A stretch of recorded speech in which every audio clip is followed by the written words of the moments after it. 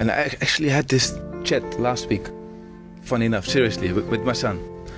So my son plays at Feyenoord. He played against Ajax under 14. He was on the bench. He didn't play. So in the car on the way back, he was like a bit moody, disappointed, complaining a little bit about others, about the coach, etc. And then I said, yeah.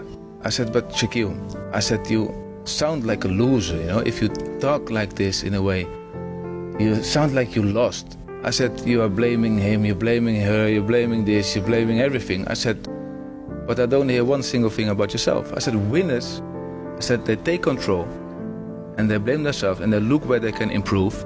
Yeah. And this is what you should be thinking about. So I didn't tell him what he should think about. You should ask yourself the question, are you a loser or are you a winner? I said, for me, it doesn't matter. I said, because I'm your dad.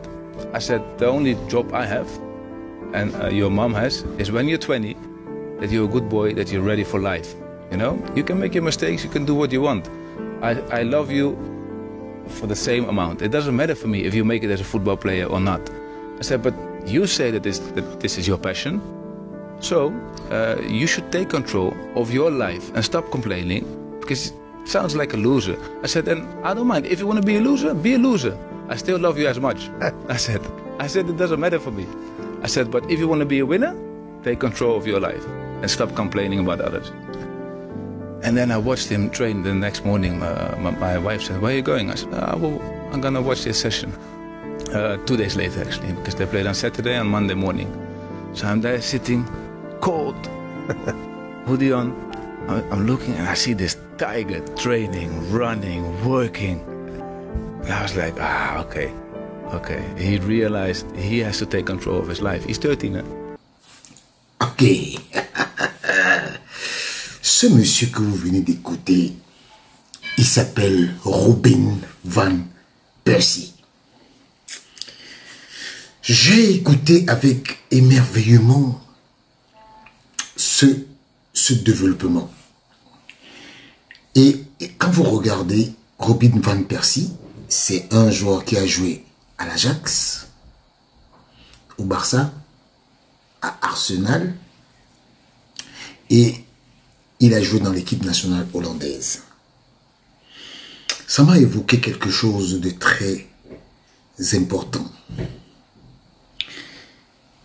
Déjà, le fait qu'il demande à son fils de se prendre en main et de ne pas se plaindre des uns et des autres. Vous savez, ça me fait penser à Samuel Eto'o. Parce que quand vous regardez bien, ce que Samuel Eto'o fait, de là où il est parti, et vous regardez un peu la culture qu'il veut inculquer à son fils qui joue au Rayo Vallecano, c'est un peu les mêmes choses. Et j'invite beaucoup parmi nous à intégrer un certain nombre de choses dans leur vie et dans leur manière de penser.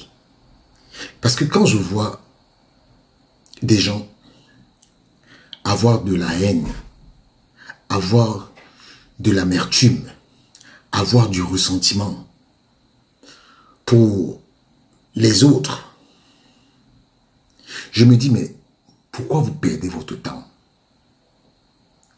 Parce que au-delà de tout, vous allez tout faire. Vous allez commenter les vies des gens. Prenez vos vies en main. Prenez-vous en main.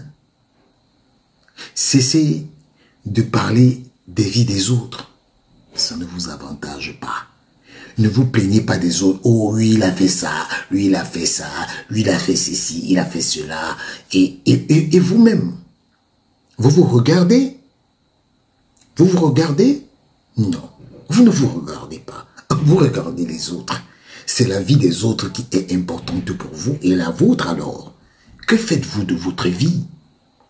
Parce que quand je vois aujourd'hui tous les combats contre Samuel Eto'o, contre la FECAFOOT, des petites choses, des choses qui ne sont même pas importantes, vous en faites des sujets importants.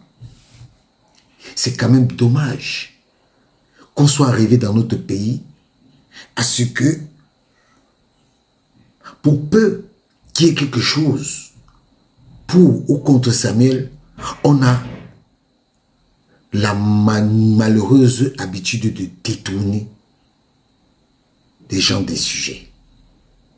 Et franchement, j'ai voulu vous montrer ce petit passage de Robin Van Persie pour que vous compreniez à quel level il faut que vous arriviez.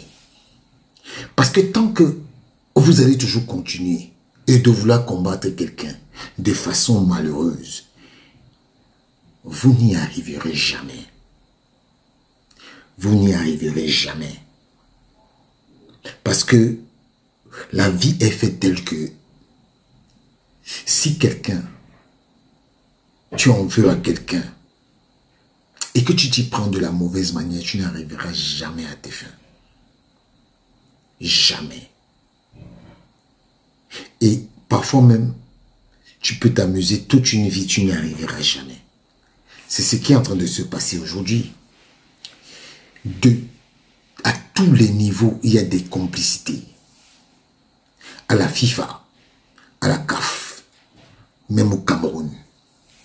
Mais vous ne vous posez pas la question. Pourquoi nous ne réussissons pas? Pourquoi nous ne réussissons pas? Alors que c'est facile de réussir. Mais pourquoi vous ne réussissez pas? C'est parce que vous n'avez pas encore compris que on ne s'attaque pas à tout le monde. Et quand vous touchez à quelqu'un qui a la grâce, vous n'y arriverez jamais. Jamais. Regardez aujourd'hui, les gens sont dans les complicités pour sanctionner Eto'o, pour l'anéantir. Vous n'y arriverez pas. Vous n'y arriverez pas. Parce que vous avez passé votre temps à s'occuper de sa vie. Est-ce que vous le voyez dans la complainte? Il vous regarde et il rit. Il rit. Donc, si vous n'avez pas encore compris jusqu'à présent qu'il faut que vous vous occupez de vous-même, de vos vies, de satisfaire d'abord vos plaisirs avant de regarder ce que l'autre a comme plaisir, vous n'allez jamais arriver. Mettez-vous ça dans la tête. Vous avez déjà vu un caillou. Est-ce que vous pouvez mâcher une pierre? Non. Celui qui peut mâcher la pierre, qui vient, je vois. Et la pierre là, c'est Samuel Eto'o. C'est une pierre et vous n'allez jamais la mâcher. Vous n'avez qu'une seule chose à faire, c'est de déchanter. Parce que tous ceux qui ont commencé comme vous, tous ceux qui ont fait comme vous, ils ont déjà déchanté. Certains même se sont avoués vaincus. Ils ont rendu les armes. Celui qui ne veut pas comprendre, qui ne comprenne pas. Rendez-vous en décembre 2025.